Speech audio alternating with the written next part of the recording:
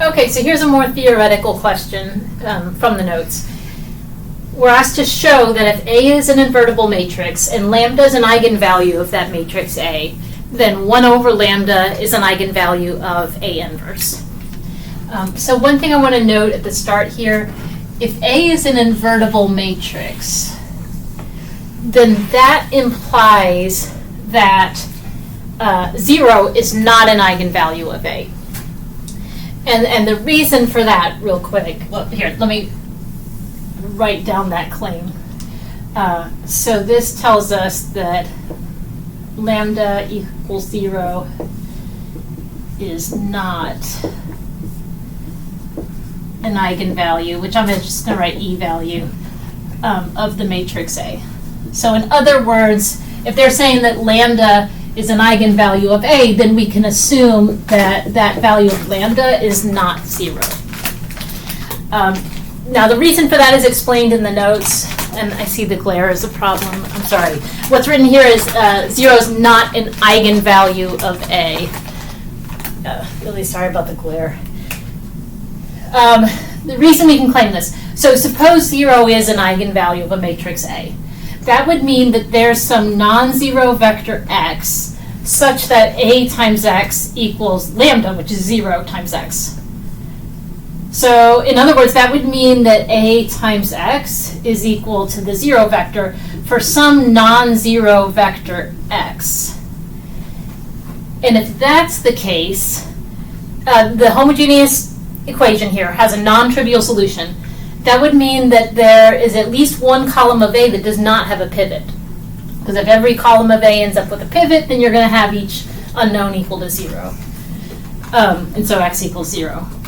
So this would imply, the fact that there's a non-trivial solution would imply then that A is not invertible.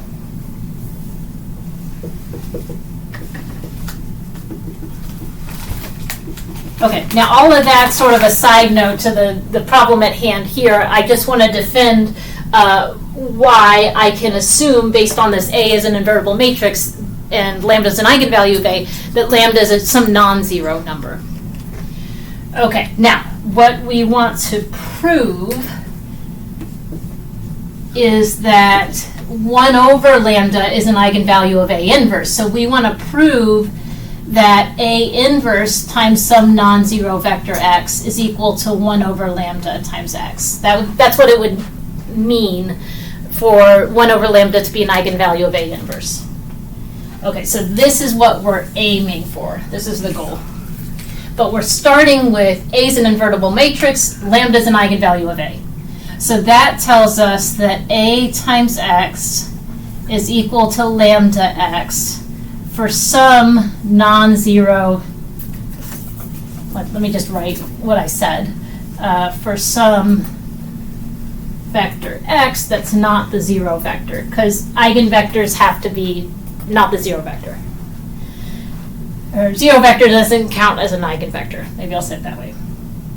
Okay, I know I want A inverse involved somehow. So I'm going to go ahead and multiply on the left on both sides of this equation by A inverse. Because I want to bring A inverse into the picture. So A inverse times AX here is equal to A inverse times lambda x. And now we can use some properties of matrix multiplication. We do have the associative property. So I can regroup this as A inverse times A times x. And I could regroup this. I could pull the scalar outside. So this is lambda times A inverse x.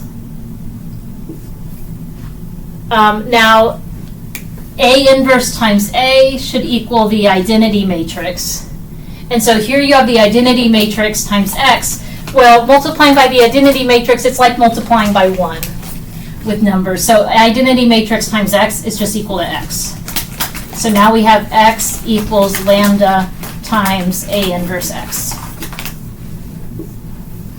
And now, if I multiply both sides by 1 over lambda, to kind of get the lambda out of this side of the equation, so if I do 1 over lambda here and 1 over lambda here, then I have 1 over lambda times x is equal to, oh, and by the way, here's where it's important to note that lambda is not equal to 0, so we can do this. So the lambdas cancel here, it's equal to A inverse times x. And this is what we wanted to see. A inverse times this non-zero vector x, this is the same x that we started with, is equal to this scalar multiple 1 over lambda times x. So this equation right here proves that 1 over lambda is an eigenvalue. I'm going to use E value again of A inverse.